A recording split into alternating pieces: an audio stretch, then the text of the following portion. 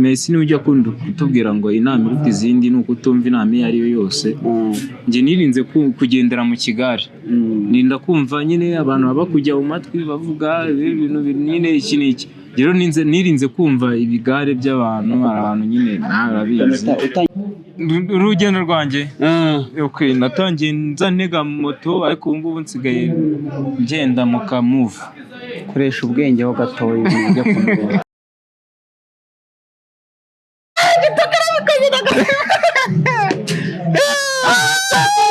Okay.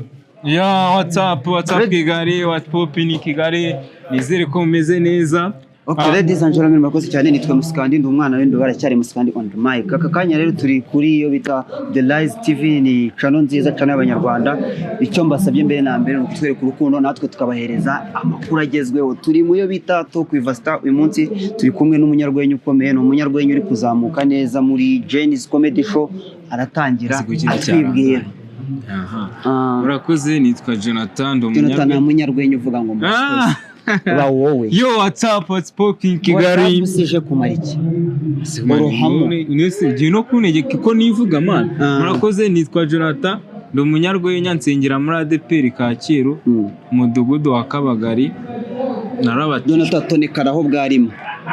Nyine gerageza utekerezaho bwarimwe nubwo mbizi ko biragutonekaza. Twakiriye Jonathan, ni umunyarwenya wazamukiye muri Jenny's Comedy Show. Tumwakiriye kuri Rise TV. Byanga byakunda afite urugendo uko ibintu bye yabigiyemo naho bigeze aka kanya. Ntihabura imbogamizi, ntihabura inzitizi kugira ngo umuntu aba afite ahageze aka kanya. Jonathan, nshaka muri makeya umbwire ku rugendo rwawe. Kiri kunywa inzoga kigiye guperforminga. Okay. So, murakoze, nitwa Jonathan, jewe uko nazamutse. Koresha ubwenge. Okay. Mbonye nazamukiye hano ka Kigali, niho natangiriye urwenya Jenny's Comedy Show, nyimazemo amezi ayo 4. Jonathan, nyine numbone nk'umunyamakuru, wegerageza umere nkaho uri kuganira nawe. Ndi kuganira nawe. Ajye warumbajije ngo iki? Ngira urugendo rwawe sha. Urugendo rwanjye okay, natangiye ntega moto ariko ubu ngubu nsigaye ngenda mu kamove. Koresha ubwenge ho gatoya ibyo kumugora.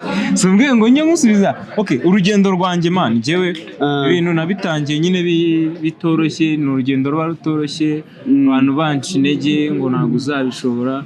Ariko mani baratunaniza mani, ariko turabikora mani, baratunaniza. Jonathan, kugeza aka kanya kuva ujoininze Jenny's Comedy Show, dusanzwe tuzi ko mu bintu bya showbiz ni ibintu biba bitoroshye kuba wakisanga muri kariyeri nk'ingi. Nubwo wenda tuvuga abantu bakabona wenda ku ruhande rumwe ari ibintu by'amakomedi cyane ko ari byo twese tubamo, ariko aka kanya byakunda. Hari igihe hazamo kuba umuntu avuga ngo navuye aha ngaha nshaka kugera aha ngaha. Byakunda, hari igihe waraje mu bintu ufite abantu bakuvuga ati ibintu ugiyemo ni ibiki, ese kugiye mu bubwa cyangwa se ugiye mu biki. Aka kanya ni ibintu ufata gutuhandoringa gute kugira ngo ube wisanze aha ngaha, kuko nkeka ko niba maze iminsi mbibona neza umaze gukorera kuri affiche cyangwa se umaze kuzamurwa ku nshuro ya 2 gukorera kuri affiche. Ni ibintu byagufasha igihe kingana iki, ese byagusabye iki kugira ngo ubugeze aha ngaha? Maze gukorera kuri affiche inshuro 2, uyu munsi ni inshuro ya 2 nkoze ndi kuri affiche. Ni ibintu bitari byoroshye.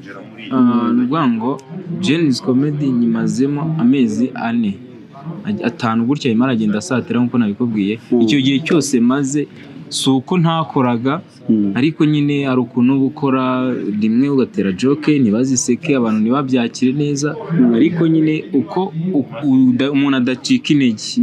Nicyo navuga. Bundi Messi niwe ujya kutubwira ngo inama iruta izindi nuko utumva inama iyo ari yo yose. Nje nirinze kugendera mu kigare. Ninda kumva nyine abantu baba kujya mu matwi bavuga ibintu nyine iki niki. Rero nirinze kumva ibigare by'abantu, abantu nyine narabizi. Utangira bino bintu wigeze ucibwaho intege n'ababyeyi bawe cyangwa se n'abavandimwe bawe? Ababyeyi banjye ntabwo bari kuzinca kuko nta nubwo babizi. Ntabwo bazi kubikora? Ntacyo bazi. Cyane ntabwo ugira uri imfubyi. Oyasha ntabwo barahari, ariko nyine mu rugo bari kure, ntabwo bapfa kubimenya, nta smartphone bagira, nise gatushi babireba kuri gatushi.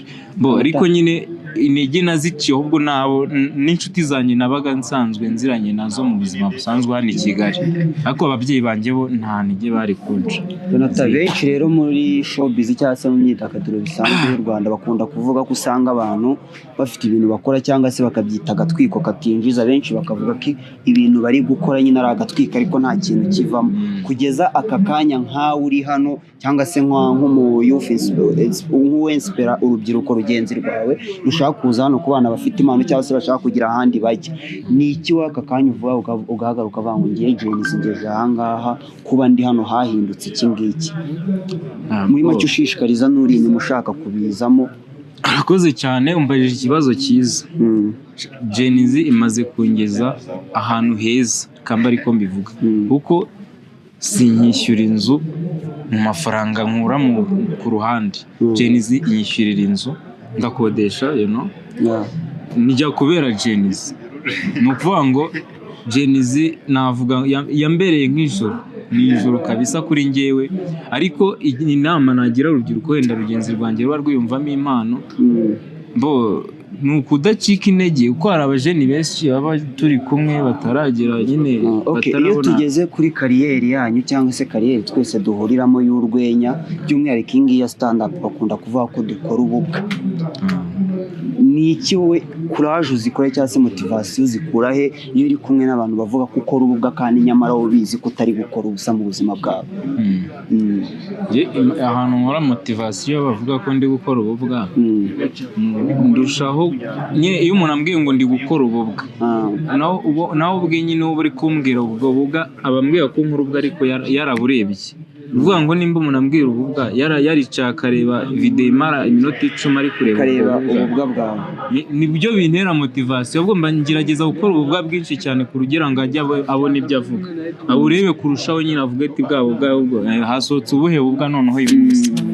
Iyo turi muri bino bintu cyangwa se turi mu myidagaduro usanga buri muntu afite icyamuzanye. Hari uba afite target yo kugira ngo abone fame agira abo ageraho kubera iyo fame, hari uba afite kuvuga ngo ngiye mfite passion ibintu ndabikora kuko mbikunze nshaka kugera ahangaha. Byakunda aho uri aka kanya nk'uko wabitubwiye neza kuri Dries TV, wabitubwiye ko aho uri aka kanya naho utatekerezaga ko wakabaye uhari, ariko nyamara aho uri aka kanya si wowe wifuza noneho kuba uri hari ahantu ushaka kugera ugendeye kuri bakuru bawe yaba abo hanze ndetse n'abaye. Byakunda nyine bya bintu bikagira icyo bikubyarira.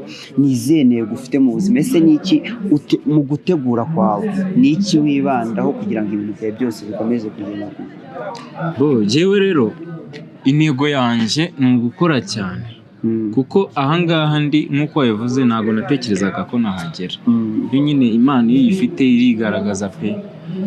Njyewe ikintu nkora ndakora cyane, nkandika sinshika intege, kandi njye noneho ahangaha ndifuza kuharenga noneho bikarenga, kuko njye nshaka kuzana innovation mu bintu nkora. Sinzi ubu bireba wowe, nyine njye ngerageza gukora ibintu birenze uko nuvuga ngo uyu munsi ibyo nakoze ubutamba ndi gutegeza gukora noneho ibirenze kurushaho.